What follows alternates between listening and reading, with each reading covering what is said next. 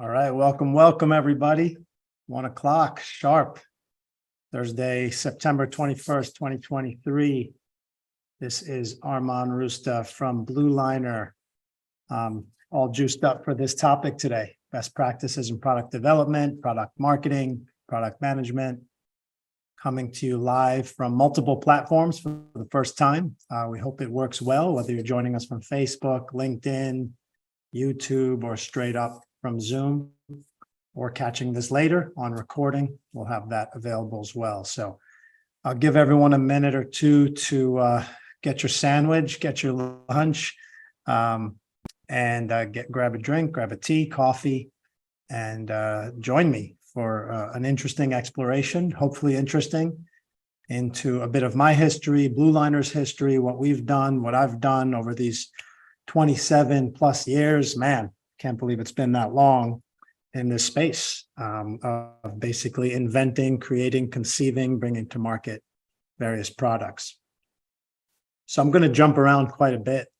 Those of you that know me know that's my style. A couple of different presentations, a couple of shots at the just kind of talking to you like this, and then walking around our lab. It's like a museum here of different products that we've invented and helped bring to market over time, and just thinking out loud and letting you into my brain as far as what I think about and look for when evaluating new products, new opportunities, and thinking about the challenges and what it's going to take and what it's going to cost to make it happen, to bring ideas to market and have success.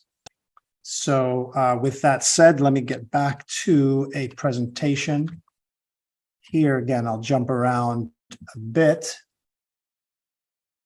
First, let me talk a little bit about my background, if you wouldn't mind indulging me for a second here. Let's share a screen.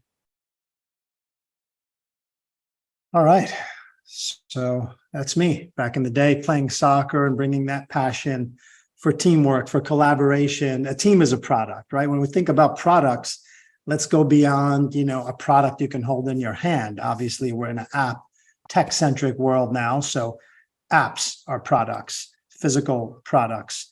Your service, if you're a service provider, is a product. You are a product. I am a product. How we present ourselves, our body, how it functions is a product as well. So let's think about it that way. And I always prescribe, and we've written a book about this. We have these the 7 pillars in the sports edition, and these principles that I'll bring forward, because those principles apply to best practices in marketing, best practices really in life, and particularly in this case, and for today, in product development.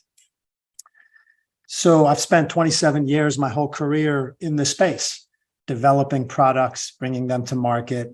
Not to go through the whole history, but we started with an amazing smart car tech product called ParkZone. We kind of invented it by accident because we were working on a bigger product called NoZone, a blind spot detector.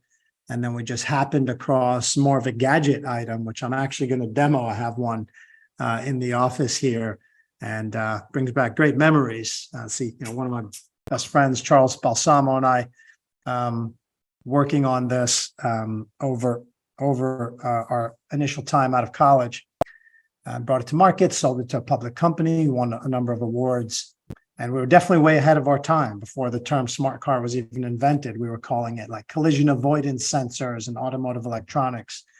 A great space to be in, and kind of like cut our teeth as young entrepreneurs, young product developers. And then moving forward, years in the agency business, working with other products, from pet products to, again, actual services, to launching hospitals and medical practices and other alternative wellness product lines that's either sold in stores or had their own shops. What kind of signage, what kind of marketing, what kind of promotions and pricing. It's basically a holistic process, product management, right? You have to think about every aspect and every touch point with your community, with your location, with your potential customer base.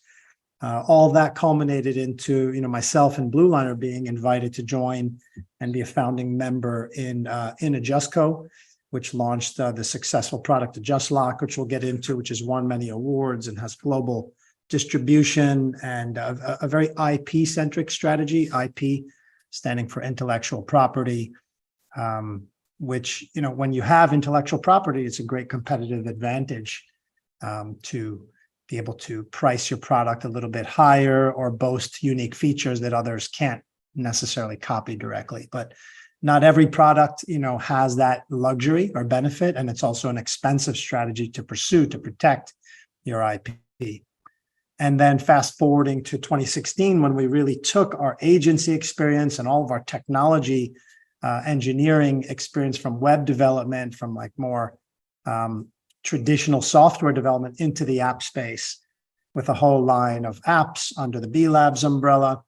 And again, now managing, and I spend half of my day in product meetings. In fact, this morning, 2 hours with the Basement Sports team and just going through new features, improving old features. Every time you add something new, now it's a whole new stream to manage.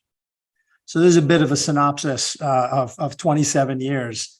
And I want to say, I think this discussion here today and this focus on product marketing, product management, product development is something we're going to keep as a recurring theme. I think 1 hour here today is certainly not going to be enough time to cover all the topics. So there's going to be, again, a lot of jumping around and a lot of like dipping our toe in different aspects of product management.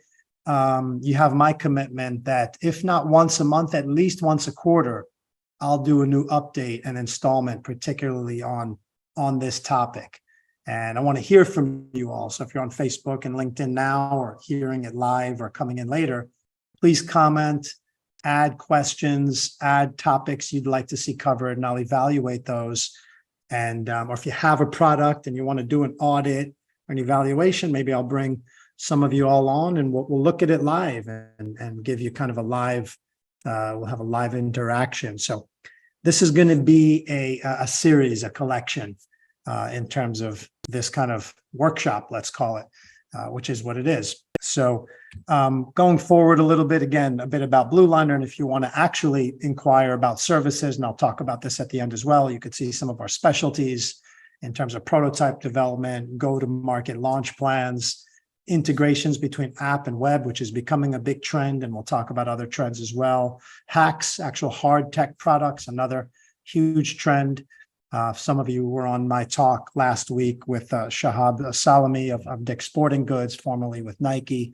He talked a lot about digital transformation and the fact that every company needs to be thinking about their technological and digital transformation and realizing that it's a new reality, and that we have to think about the digital and technology touch points for any product or service that we have. And that's something we help our clients with, the IP strategy we spoke about. So there's some contact information at the bottom. You could reach out on our website or through the info line, info@blueliner.io. And we'd love to talk to you if you have an idea that you want to explore. Now, about some of the things we've worked on, again, award-winning with all of the products pretty much we've had our hands on, have won different kinds of awards and gotten accolades, including the AdjustLock. Peter Drucker, one of the modern fathers of marketing and management, probably in every MBA syllabus, talks about how innovation, or really product development, is really a cornerstone of every business, that and marketing, right? So put those things together, and that's basically the way to win. You have to win and be ahead of the curve in terms of what features and value-added benefits your product has over others that may be in the market. So we're going to sprinkle in some of our principles as we talk through this, as well as case studies like this. I mean, Canon launched this dual fisheye lens product a couple of years back, a little less than a couple of years, for the holiday season. And we were actually on board as a product marketing partner, ran a very successful campaign. So this is obviously a whole bunch of product development and product research and knowledge from, Canon's R&D team. We were no part of that, but to their credit, understanding that VR and AR and these trends for how do you bring media into the new era here.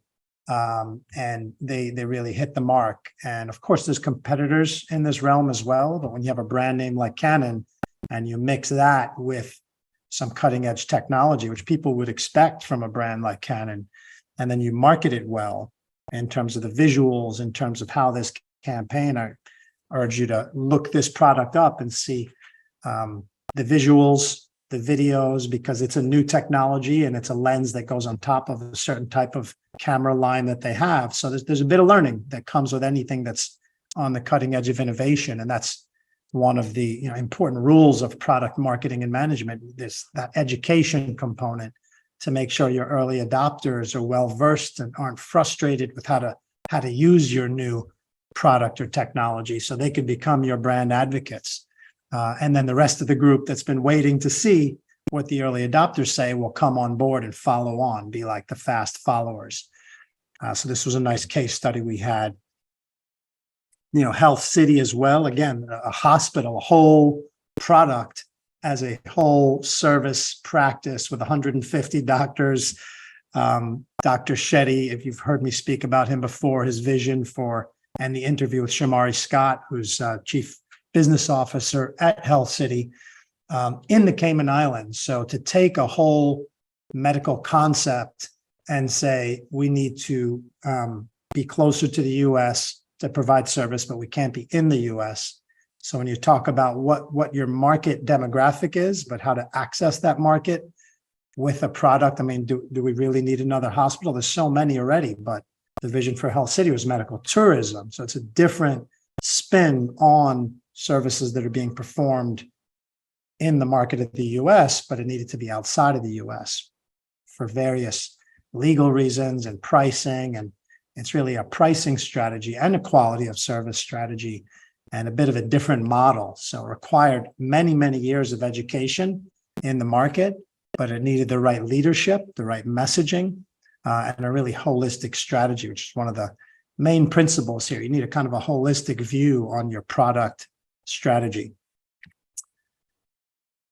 And just some other examples. I won't hone in too much on this because I want to move back to the other presentation, but this is more on the technical side of some of the other products that we've worked on and are working on at Blue Liner and B Labs on the more tech side.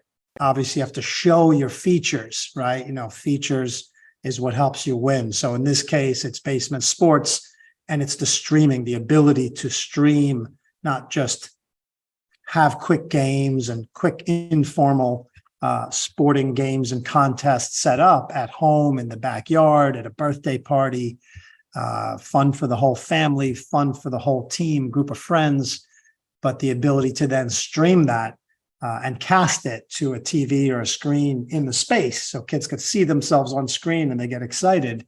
And then to share that casting in more of a live stream, like we're doing in this video, to other friends, other family members on social media, privately in WhatsApp groups, right? So, using common icons, like you see people understand a streaming icon in general, and then making sure that the user experience of the application is able to actually make it easy to find those new features, and then to showcase it through a lot of, again, customer education, marketing videos, social media posts, etc.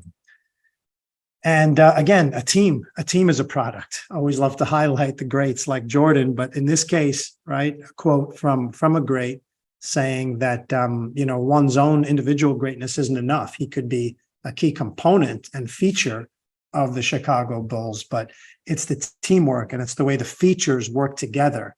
They're not just, imagine having 5 great players on a team or on a court, but they're all individuals. They're not thinking like a team. That's like having 5 great features in your product, but they're disjointed. It's like, why are these features even together? Should each one be its own app, own product, or do they really flow and complement each other and support each other?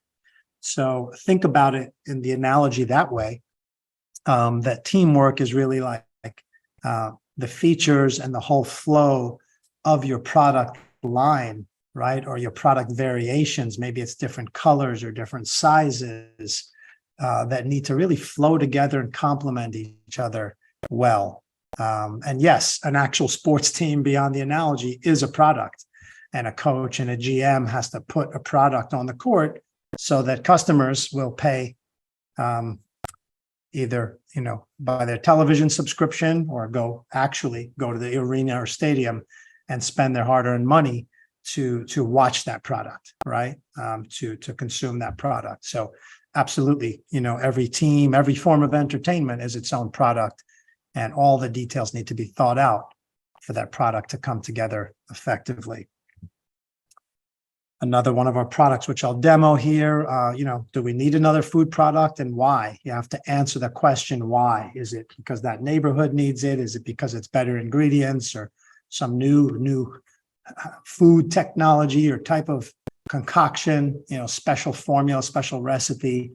And one has to answer those questions in order to, make a case and have a real value proposition for that market.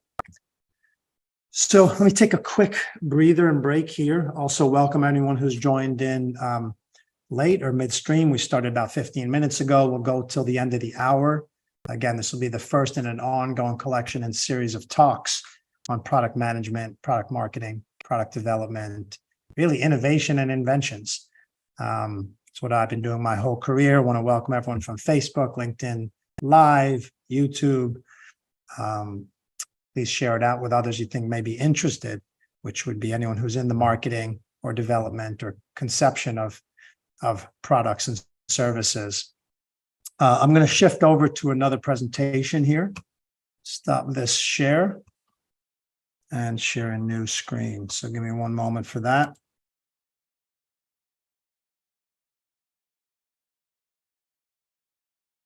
All right, so let's, again, best practices. It's a big word, commonly used term.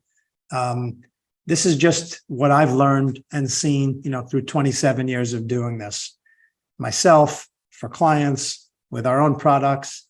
Tons and tons of mistakes, some pretty good success stories along the way, and want to leave you with some really important takeaways and trends that I see, opportunities that are there, regardless of whether you're thinking about. Everyone has ideas, right? And I talk to people every time you go to a trade show or an event with a booth with a product. People come up and they're like, "Well, I had a similar idea, or I had this idea," and it's amazing. And I always encourage that. And so hopefully part of the takeaway is what you can do with your idea, and just even evaluating whether it's worth pursuing, which is part of the R&D and the research phase. So before getting into it, just kind of take a moment, maybe get a notepad out, and remember, everything's a product, and everyone's a product manager in some form or another. A farmer, is a product manager, managing their crops, managing the food that they produce. That's their product. Each of us is managing, again, our own body, our own lives. That's a product. But make a list of 10 products that you interact with most on a day-to-day basis. Obviously, our phones, our mobile devices, your iPhone or your Android phone would be high on the list. So there'll be some tech products, whether you drink milk every day or have coffee, whether you're making it or buying it at a local store, those are products. So just make a little list, jot down, 10 or more, products that you interact with often, every day, every week. Your car, right? The public train system, transit. Again, food that you buy, what you watch on TV, your Disney Plus subscription, right? Your keyboard, your mouse. And just realize, how many different types of products are in your life. Now, as you start conceiving that and writing your list, whether you can do either on the spot here during the session or afterwards, then maybe highlight 3 that are like very frustrating. What are the 3 most frustrating products you have in your life? People don't like sometimes their cable provider, or some subscription they have where you can't get in touch with customer service. Maybe it's the school, that your kids go to, and you're not so happy with the product. Maybe you like the school, but you don't like the teacher they have in a certain class, right? Or it's the coach from their team, right? All of those are products. So maybe highlight 2 or 3 products in your life that you use that you're not happy with, and why. It's a good exercise, and this is usually how new products are born. When people see gaps in markets or problems, and then they say, you know what, I'm frustrated. I can't get a good sandwich in my neighborhood. So let's open a sandwich shop, right? For an example. So yeah, that's just a bit of a personal, and also in your professional life, of course, different products, different softwares, using MailChimp for email, whatever it may be. Let all that be part of your list, and then circle a few you're really happy with, a few that you're not so happy with, and why.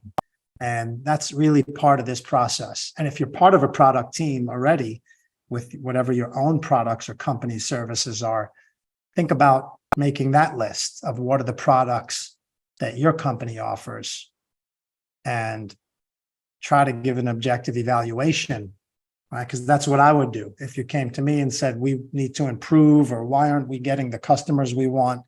The first thing we do is an audit, right? We want to see how effective our current products are, and then how can we make them better? So with that said, before getting into some of the other, because a lot of the rest of the presentation is just kind of the steps and stages of product marketing, product management, really more the management side. We don't go too deep into the marketing, but here's some trends and opportunities that I see right now. Not just sustainability, but I just kind of made up this term today, to be honest, mutual sustainability. And what I mean by that, and I listed Grubhub and Amazon as 2 examples. And this isn't to be negative, because these are services that all of us use. I use every day. I just, instead of going across the street to grab the coffee, I ordered it on Grubhub because it would help it be ready for pickup and save me a few minutes. So that's why I like using Grubhub or Seamless or whatever you use for your food ordering, especially in a walkable city like this, like Jersey City.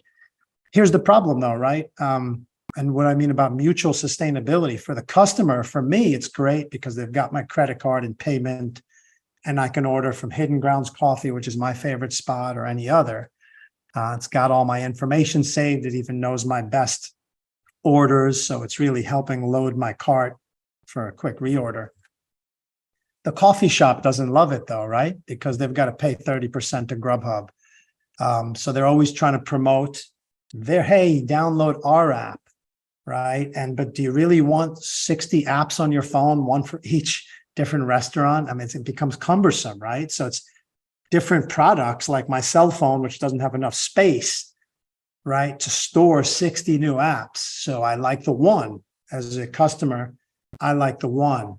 But I have to realize and respect that, and this is what I mean about mutual sustainability. How do we find a win-win solution?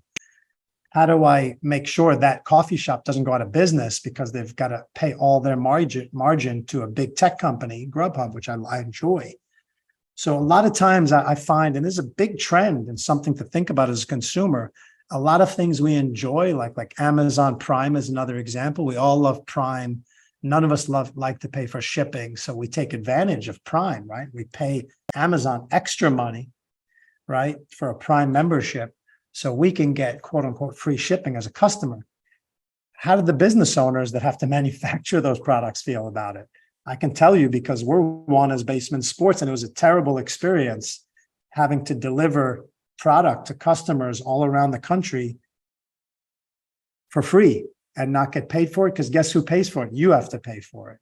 So we were selling a $50 product in a starter kit, and it was a big box, and it cost us a minimum of $15 to ship it, which means we're making $35, and then all the other cuts that Amazon takes. So it's kind of Amazon's way of, trying to offer a great service to the customer, but it's at the expense of the small businesses and the smaller business owners. So it's a challenging trend, right? It's like big companies that have pockets and pockets of cash can do these things, and free shipping, and kind of make all these bold offers.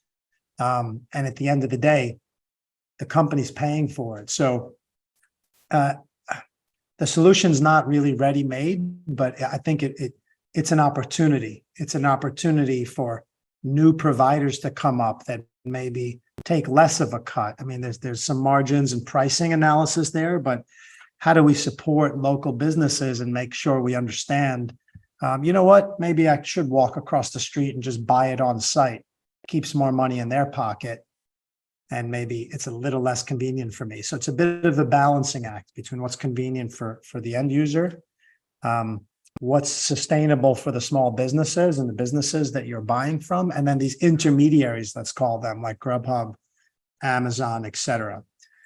So this is a big trend and opportunity for whoever can solve those pain points and make sure it's kind of win-win. Everyone can make money. And also, as we know, the price of everything's going up with inflation. How do we manage that? That's a really collective, mutual problem to solve, not just something that one group's going to solve, right? So being a good, again, team player with your whole environment, your whole community. I see that as a huge trend, opportunity, ecosystem development, and transparency. So everyone knows the margins and can kind of share equally. It's a deeper topic for another time, but going forward, obviously AI, lowering the cost and speed of product development cycles.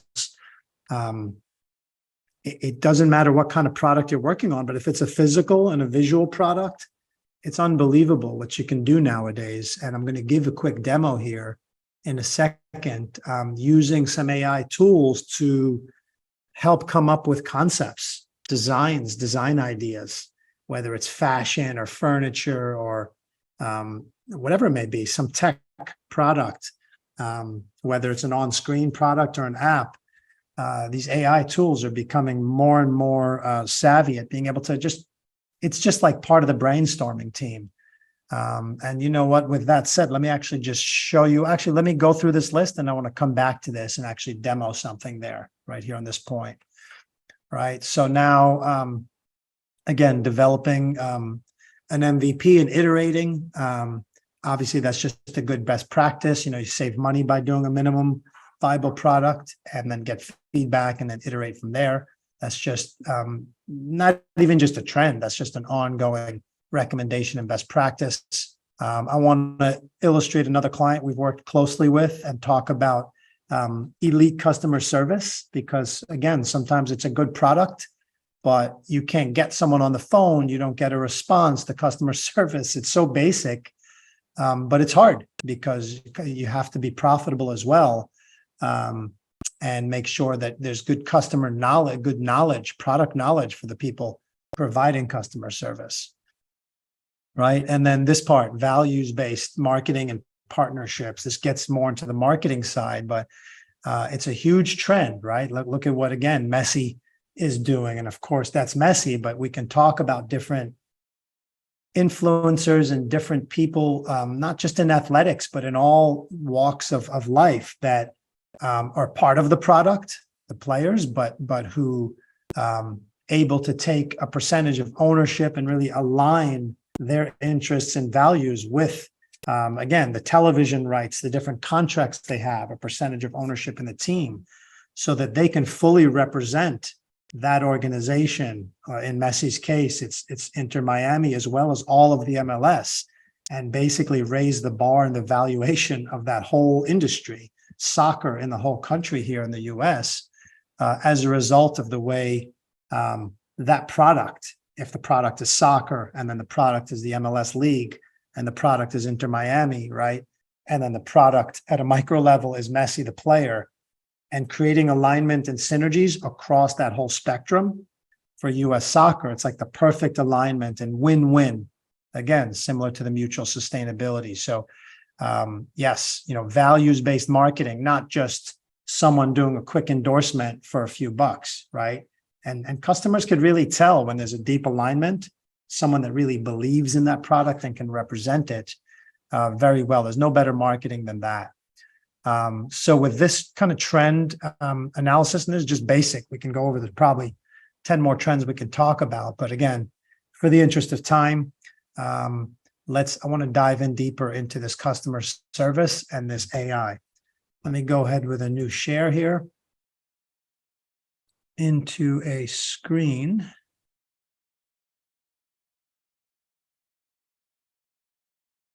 Okay, one moment.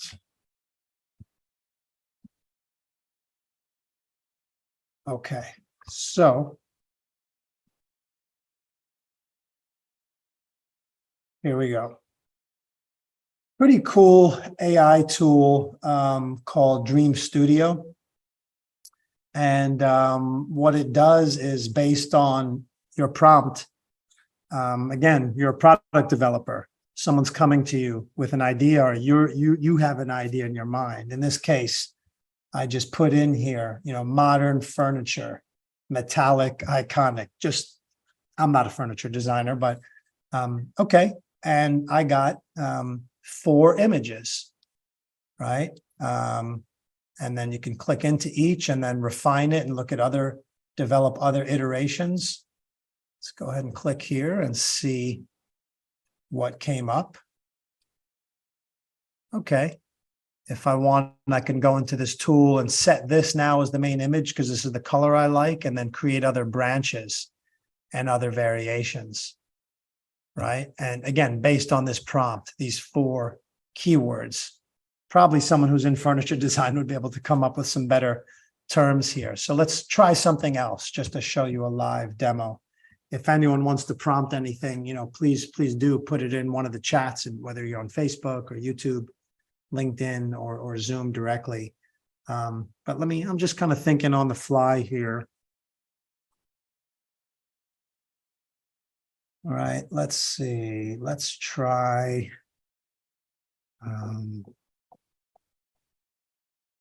By the way, I'm going to focus on physical, hard products here, but the same types of tools can help even design screens for an app or an online, kind of software, screen-oriented product.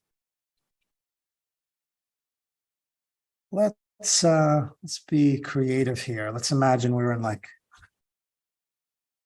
aeronautics or something. Let's design something like, let's have an airplane. I always like terms like modern,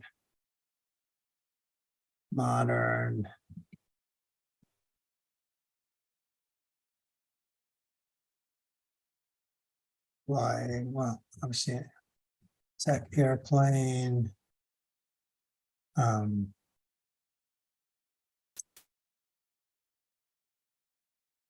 What else?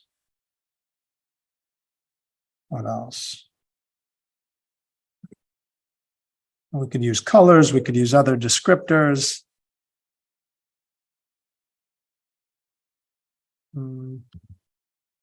It's a little vague. One other descriptor. Let's just go with that for now. A modern tech super speed multi-level. That might not be a good word. Let's just do this. Airplane. I just did this one earlier and got the modern furniture. So we'll leave it there, for that example. Let me shift over to the second demo I wanted to give on Jack George's and elite customer service. And at Jack George's, which is, a 30-year plus old, wonderful product developer, handmade Italian leather bags, both for men and women.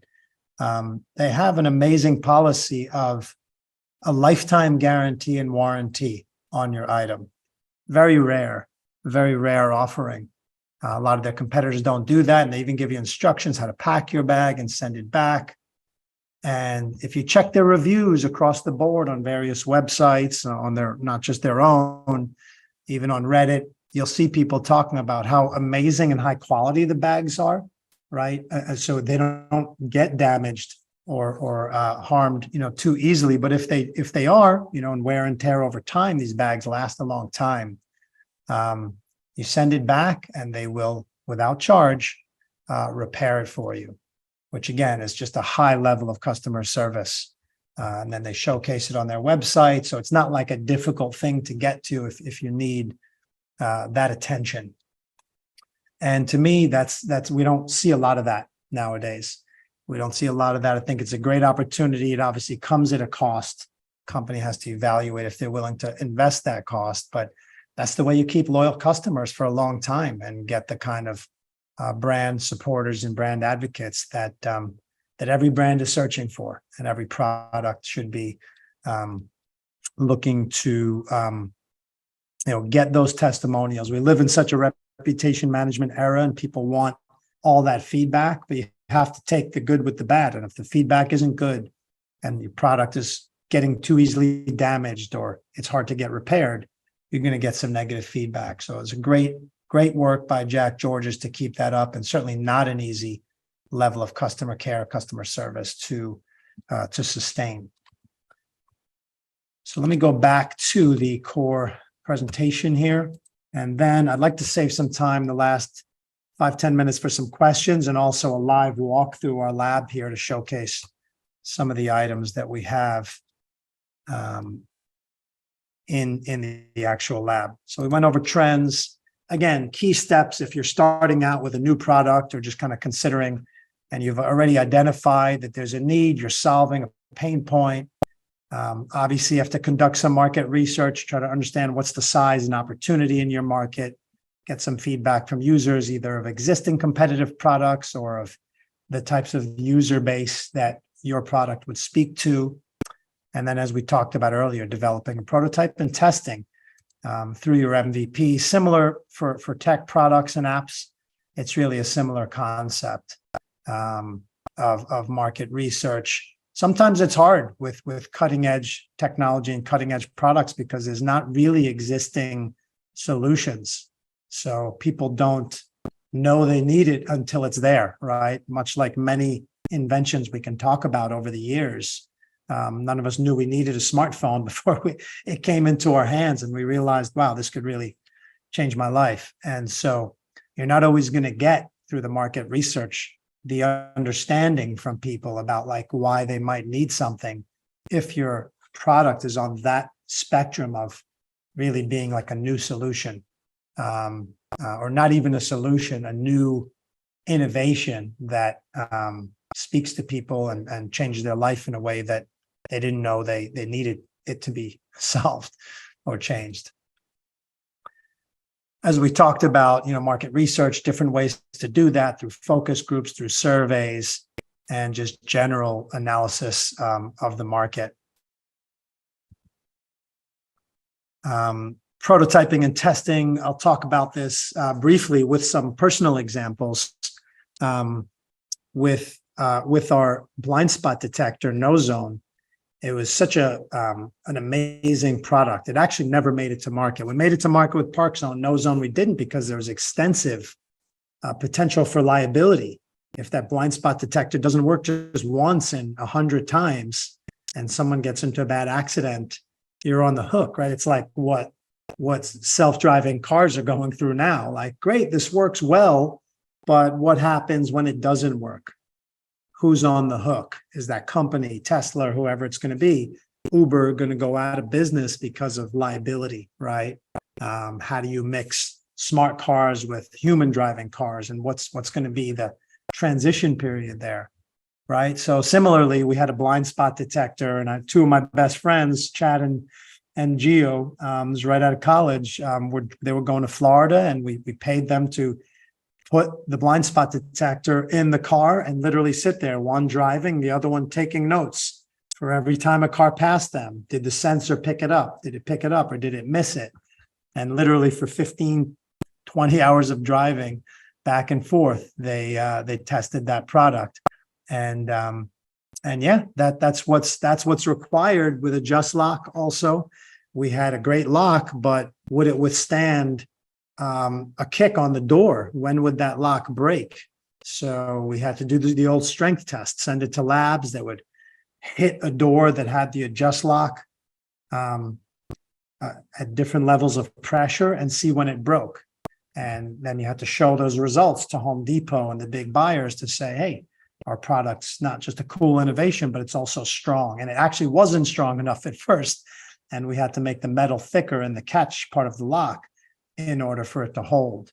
the types of screws that you use, what's going to happen in the cold weather when someone puts it on an outdoor gate. So we have to do a weather test in both heat, but especially cold, to see when it would rust and if that cold would allow the product to be more vulnerable.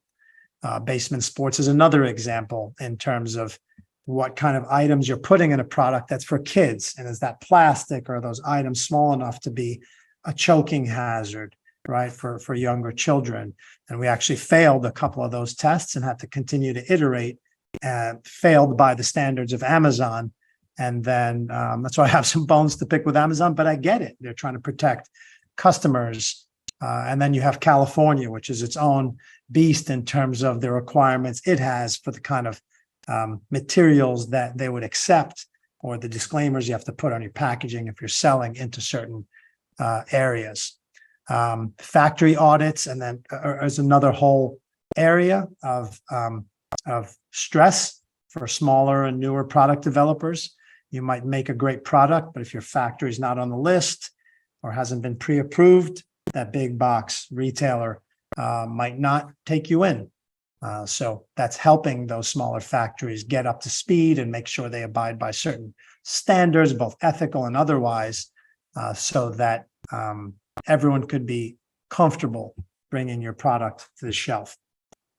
So these are some of the things that happen in the early stages of prototyping and testing, user design testing and feedback once your early product is there. And then just, again, agile development, continuous, I'll come back to this slide, but the agile process for software development and continuous integration. That's what we do, with KidCoin, with TimeBug, with Basement Sports. Any good product you see out there in the market that you're using on your phone regularly is going through this type of agile development process, constantly iterating. And this is part of product management. It's like you're managing an existing version, and in the meantime, there's a whole nother test server that's testing different features.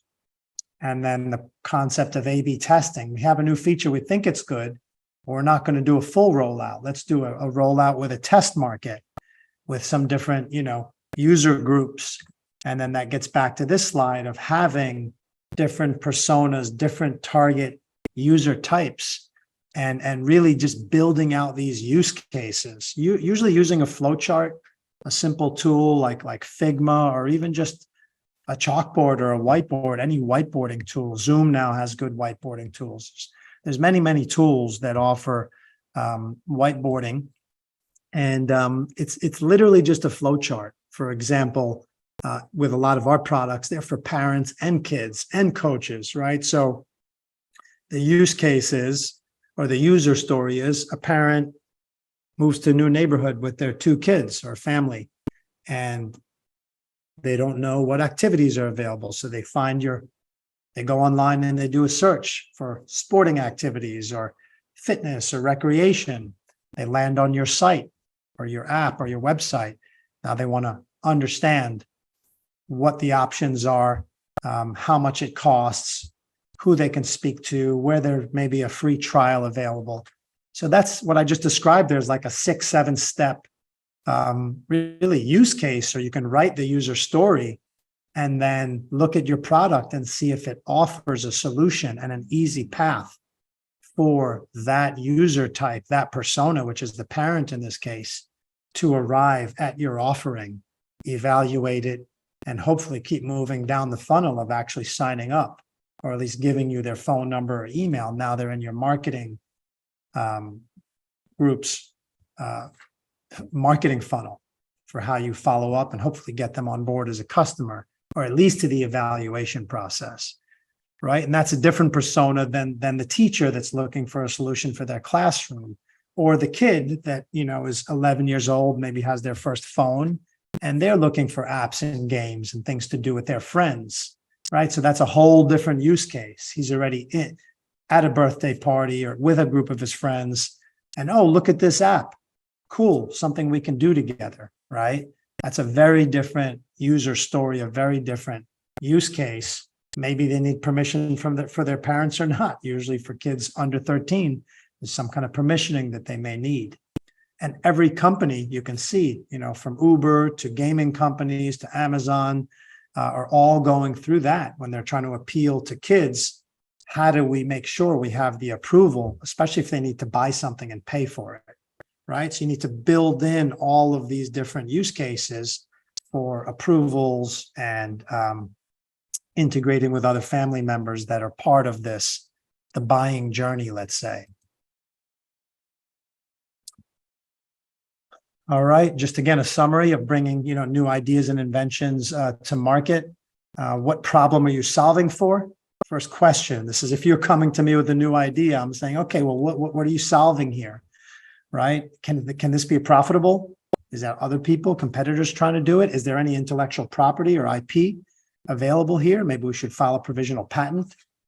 And then how quickly can we get a prototype or a beta that we can test and do some surveys? We did it for a Just Lock before we even formed, a full operating agreement in a company.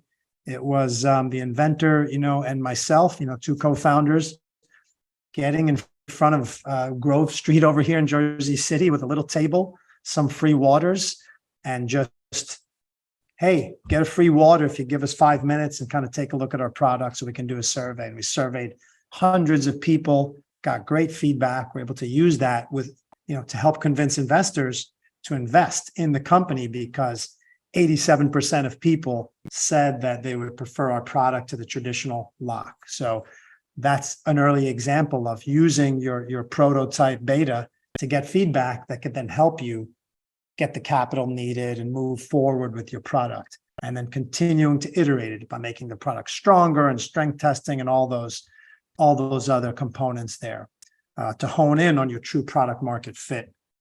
And again, maybe in a future iteration of this collection of product marketing, product management workshops, we'll get into the product market fit, the marketing, and all of that. We couldn't really cover all that today.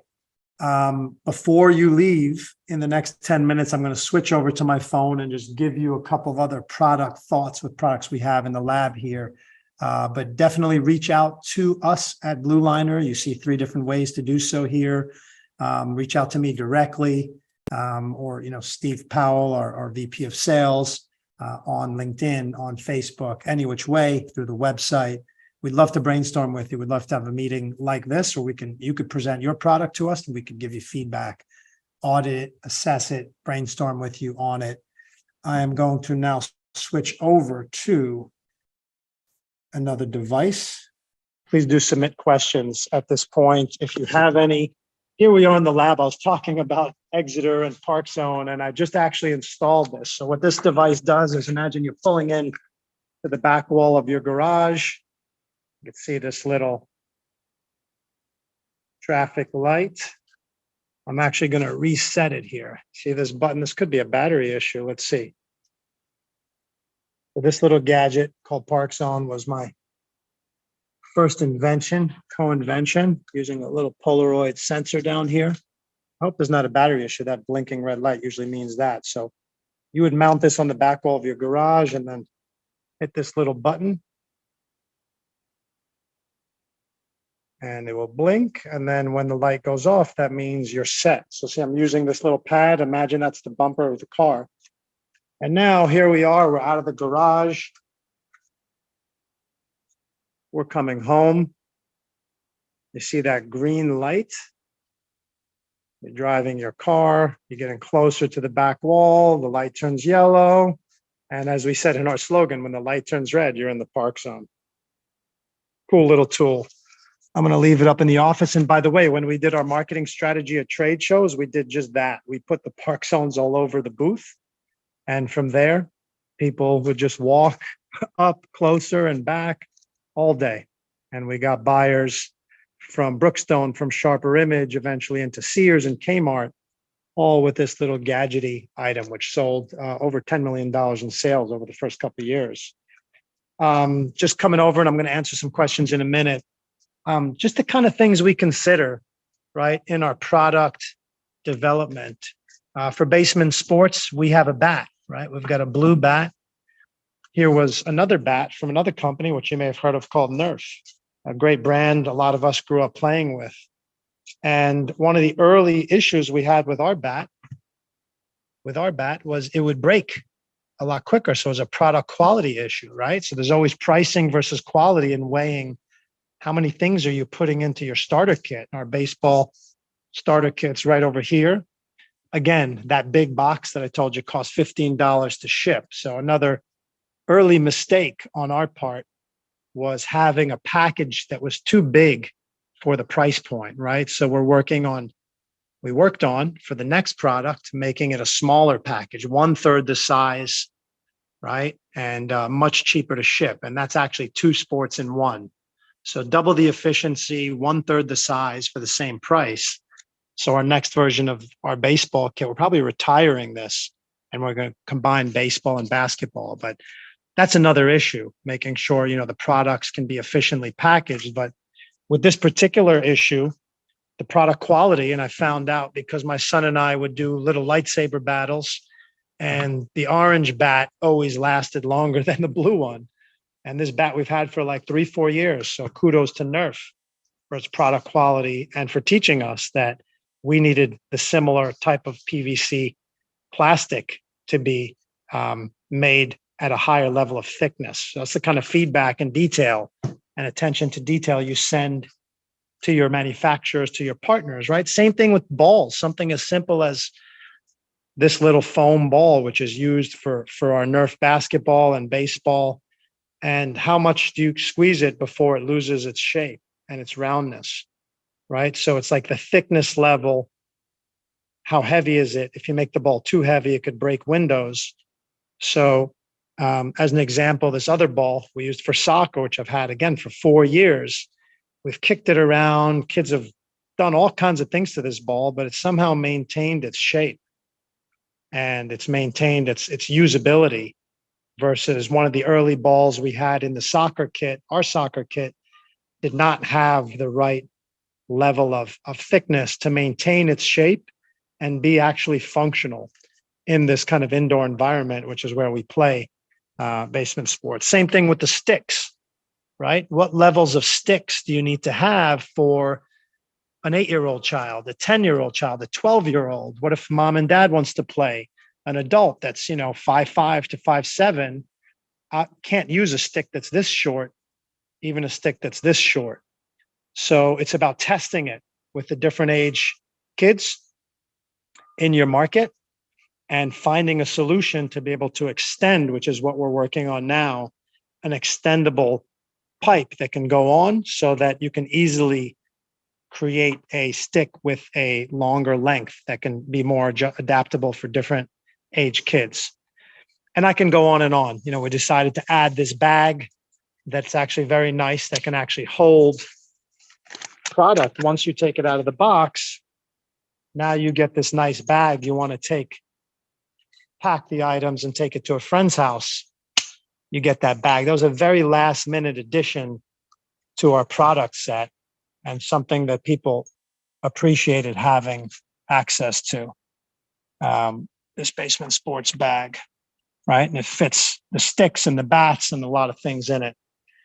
And again, I can go on and on with our different products, but I'd like to take a couple questions before we reach the top of the hour. The last quick thing is this tape, a kind of tape that we use a lot to go on floors, to mark lines and boundaries. And this tape, this actually wasn't our tape. This was a tape from Adidas. And amazing job. This tape has lasted. It's coming off a little bit now, but it's lasted a long time. So, testing those kind of things, it's like an obsession and an incessant amount of testing to make sure you're getting the quality you need at the price point you need. So with that said, I'm going to take a couple of questions. We might have time for one here. Okay, question: at what point can a startup start spending on marketing, sales? What percentage of overall costs should be dedicated to those in the product rollout phase? Where's the best bang for the buck? I think it's a great question. Let me switch the camera around here and answer it. It might be the only one we have time for. So it's a great question. Obviously, that, as we said earlier, when you have those initial prototypes, before you do a full market rollout, doing some either social media marketing or some really hyper local marketing to be able to get an early audience to come in and truly consume your product, whether they're paying for it or they're getting it as part of some kind of focus group, and really getting that honest feedback. Assuming you've passed that stage and you've now created your first batch of product, or if it's an app release, now you're ready to go to the formal market. The app stores themselves, in iOS and Android, and the social networks like Instagram are great places. Let's say whether it's an app or a new product, tech product, just doing a little Instagram ad, 15, 30 seconds, something simple, and then you just target it. And that's something we help a number of our clients do, just some target marketing, 15, 30-second clip. It's going to come there. They're going to see it in Instagram. If it's interesting to them and it captivates them, if it's good marketing and messaging, you're going to get clicks. You're going to get clicks. You're going to get installs. I spend some money on new fashion companies sometimes I've never heard of, and you can talk to men and women all over. I think women more so for the fashion side, and they'll be captivated by things. And as we know, the algorithms are always watching what they're interested in, and we can leverage that to target market those particular items to the right audience. And it's, you're paying per click, you're paying per install, anywhere between, $2, $1 per click to maybe up to even $50. At the beginning, to your question about percentage of spend, you're always going to spend more money to acquire customers at the beginning if it's a new product or a new service. I wouldn't worry about that. Worry about getting that initial 100, that initial 1,000 customers to actually take your product and become advocates for it, because they'll start spreading the word and your marketing cost per acquisition will come down if you have a good product. And then ultimately your percentage for marketing as a percentage of your revenue should get to 25% or less. But at the beginning, it might be 200%, it might be 100%, which is why we need funding at the beginning of our product launch efforts.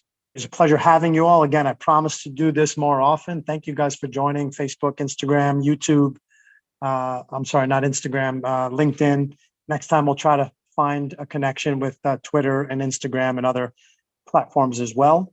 Thanks for joining. Enjoy the rest of your day, and we will see you soon.